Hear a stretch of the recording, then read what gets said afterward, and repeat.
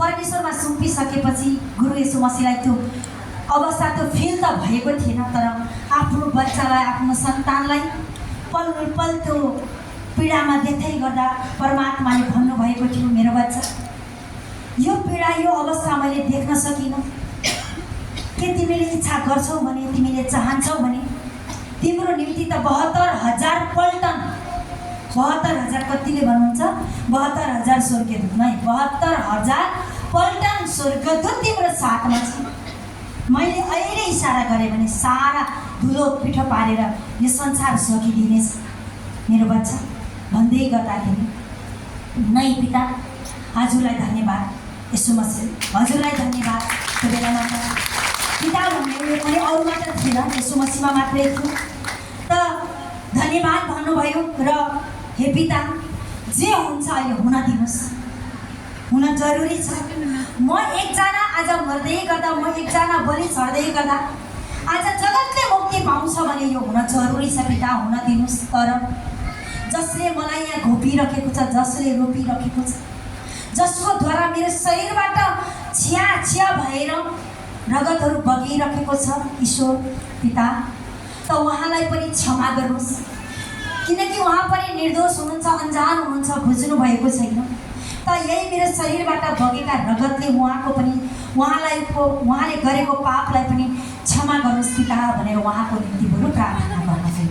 कहिले त हाम्रा गुरु येशू मसीह जब संसारले मार्नुभयो भनेर खुसी मनाउन लाग्नुभयो, रमाहट गर्न लाग्नुभयो, उत्सव मनाउन लाग्नुभयो, तब परमात्माले त्यहाँ महिमा प्रकट गर्नुभयो। मारेर फालेका, मार्न त त्यहाँ हजारौँलाई मारेका थिए, हाम्रा गुरु येशू मसीहलाई मार्दै गर्दा पनि त्यति तुच्छ, त्यति गिराएर मारेको, यतापट्टि डाकु यतापट्टि चोर, बिचमा गुरु येशू मसीहलाई लट्काएर मारेको, त्यही लेभलमा राखेर मारेको। तर परमात्माले संसारले त्यो लेभल देख्नुभयो, परमात्माले के गर्नुभयो त आज जगतको ज्योति बनाएर संसारमा ल्याउनुभयो। त मर्न त धेरै मर्नु भएको थियो त्यहाँ, तर ती मरेकाहरूबाट परमेश्वरले एकमात्र पुत्र येशू मसीहलाई 3 दिनमा जीवित पार्नुभयो, जीवित पारेर यो संसारमा उठाउनुभयो परमेश्वरले।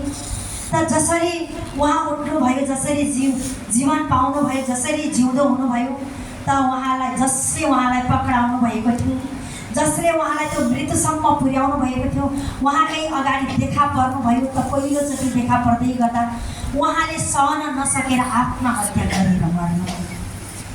जसले त्यो मर्ने अवस्था बनाउनु भयो नि, त्यहाँसम्म पुर्याउनु भयो नि, मारेको चाहिँ के गर्नुभयो, जीवित भएर कहिल्यै नमर्ने भएर उठ्नुभयो। जसले मार्नु भएको थियो उहाँ चाहिँ सधैँको लागि सर्वनाश हुनुभयो। त्यसैले हाम्रो जीवनमा पनि कसैले बिगार्न खोज्नुहुन्छ, भत्काउन खोज्नुहुन्छ, नराम्रो हजुर हाम्रो लागि सोच्नुहुन्छ भने परमेश्वरलाई धन्यवाद गरेर हजुर हामी अगाडि बढ्यौँ भने परमेश्वरले भन्नुभएको चाहिँ यदि तिमीलाई कसैले श्राप गर्छ भने मेरो सन्तान, तिमीलाई त्यो श्राप गर्नुभन्दा अगाडि ऊ आफै श्रापित भइसकेको छ। तिमीमा आउने ती श्रापहरू पनि आशिषमा मैले परिणत गरिसकेको छु। जसले तिम्रो नामको निम्ति कुभलो सोच्नेछ ऊ आफैलाई त्यो फर्किनेछ, ऊ आफै कुभलामा गरिसकेको छ, तर तिम्रो निम्ति त भलो मैले बनाइसकेको छु परमेश्वरले भन्नुभयो। त्यसैले परमात्मालाई निम्ति धन्यवाद गर्छु यसो मसीहको नाममा। जब मरेको 3 दिनमा परमेश्वरले जीवित पारेर उठाउनु भयो, त त्यस पछाडि गुरु येशू मसीह 40 दिन 40 रात उपवास बस्नु भएको थियो हजुर हाम्रो निम्ति। उपवास भनेको जति पनि पुरानो हुनुहुन्छ त थाहा होला, नयाँ हुनेलाई थाहा नहोला। उपवास भनेको व्रत हजुर हामीले बस्थ्यौँ नि हिजोको दिनमा व्रत भोकै। त त्यस्तै हाम्रा गुरु येशू मसीहले पनि मरेको 3 दिनमा जीवित भई उठेर हजुर हाम्रै निम्ति दुःख गर्न चाहनुभयो। म त मरेको 3 दिनमा उठिहालेँ, अब म कहिल्यै मर्दिनँ, होस् म बाँचिहालेँ भन्नु भएन। मृत्युको पीडा छँदैछ, त्यो मृत्युलाई पार गरेर आउनुभयो। त्यस पछाडि 40 दिन 40 रातसम्म हजुर हाम्रै निम्ति उपवास बस्नुभयो, व्रत बस्नुभयो, निराहार, एक बुँद पानीको थोपा पनि नखाइकन। 40 दिन 40 रात जब व्रत बसिसक्नु भए पछाडि जब उहाँ आउँदै हुनुहुन्थ्यो फर्किने क्रममा जति बेला आदम र हव्वालाई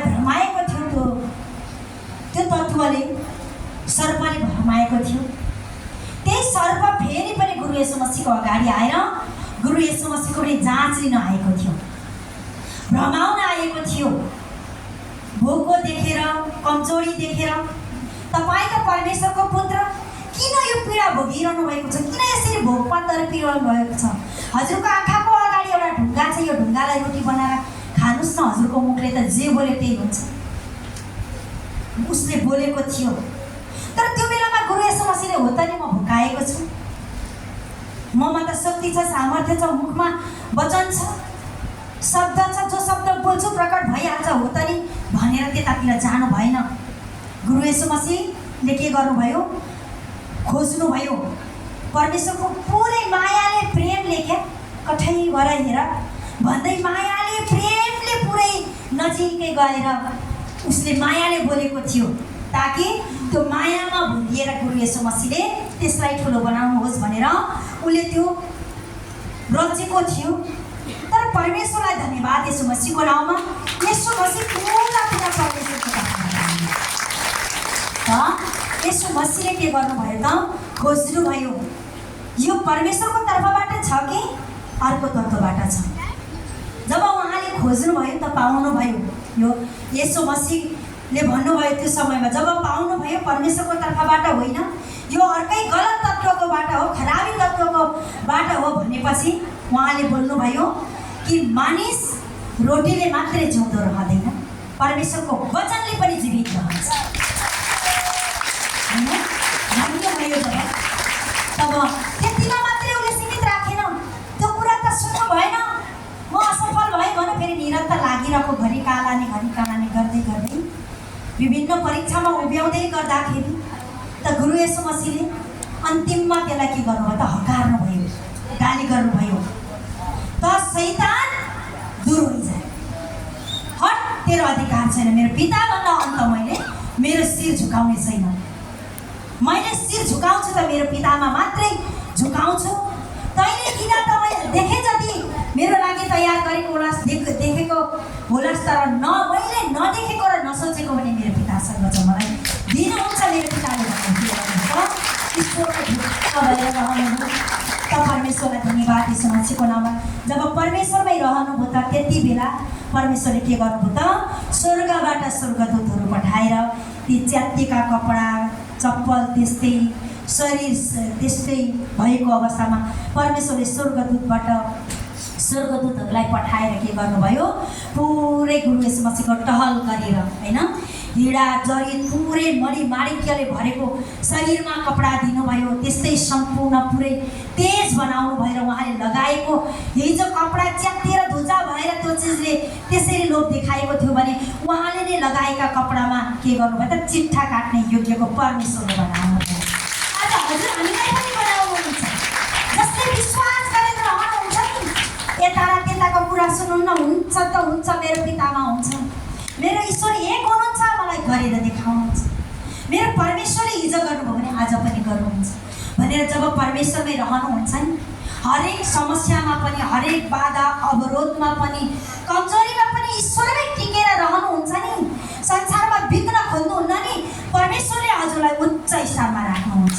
त्यो समयमा भिड्नु हुन सक्यो, भिगेर जानुभयो, तर त्यो समयमा टिक्न सक्यो भने परमेश्वरले संसारको ज्योति बनाउनुहुन्छ, बनाएर देखाउनुहुन्छ। ग्यारेन्टी लेखेर राख्नुहोस्। त पितालाई अनगिन्ती धन्यवाद गर्छु येशू मसीहको नाममा।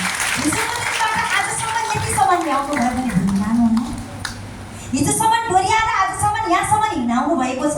प्रत्येक समय लड्दाखेरि पिताले उठाउनु भएको छ, प्रत्येक समय ठेस लाग्दाखेरि हामीलाई ठेस लगाउने चिजलाई जडैबाट उखालेर परमेश्वरले फालिदिनु भएको छ। भने के अब डोर्याउनु हुन्न त? अब अगाडि बढाउनु हुन्न त? अब गर्नुहुन्न त? ईश्वरले अहिलेबाट बढ्ता गरेर गरिसक्नुभयो। धन्यवाद ईश्वर भइसक्छ, पूर्ण रूपले हजुरलाई निमित्त बनाइसक्नु। पिता हजुरलाई धन्यवाद येशू मसीहको नाममा, होइन, त परमात्मालाई अनगिन्ती धन्यवाद गर्छु येशू मसीहको नाममा। त पितालाई यस्तो महिमा दिनुभयो परमेश्वरले, होइन, त परमात्मालाई अनगिन्ती धन्यवाद गर्छु। आज जुन ठाउँमा छौँ, जसरी म यहाँ उभिएको छु, आज यो ठाउँसम्म पुग्नु, यो माइक मेरो हातमा रहनु होइन, आज मेरो परमेश्वर र मेरो अगुवाको द्वारा हो। आज यो स्थानसम्म मेरो अगुवाले हरेक समय हरेक लात्रिएको बेलामा ताते ताते गर्दै परमेश्वरका स्वर्गका यी वचनले उठाएर आज यो ठाउँसम्म पुर्याउनु भएको छ। त आगामी दिनमा अझै कहाँसम्म परमेश्वरले पुर्याउनुहुन्छ मलाई थाहा छैन।